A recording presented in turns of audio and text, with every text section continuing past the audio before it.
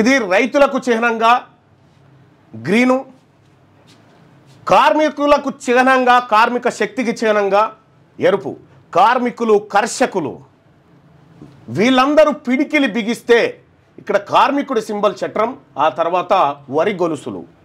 ఇక్కడ పిడికిలి బిగించింది చాలా. దీన్ని తయారు చేయడం కోసం మా రుద్ర రాజేశం గారు చాలా కష్టపడ్డారు. అనేకమైనటువంటి డిజైన్ల తర్వాత మేధావి లోకం ముందు ఉంచి దీన్ని అప్రూవ్ చేయడం జరిగింది. సో చాలా డిజైన్లు వచ్చిండే, చాలా కార్యక్రమాలు జరిగినాయి, చాలా తర్జన భర్జనలు జరిగినాయి.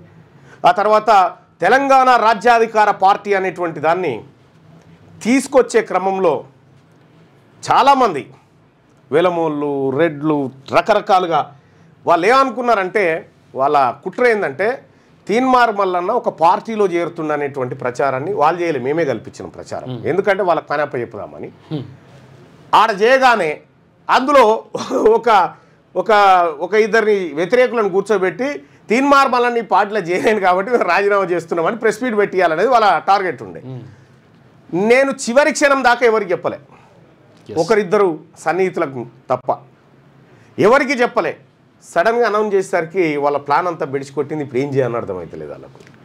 ఒక కుట్ర చేద్దాం అనుకున్నారు. అనేక రకాల కుట్రలు, ఒక్కటి కాదు రకరకాల కుట్రలు చేస్తే అన్ని కుట్రలను ఛేదించుకుంటూ ఇవాళ తెలంగాణ రాజ్యాధికార పార్టీ ఆవిష్కృతమైంది.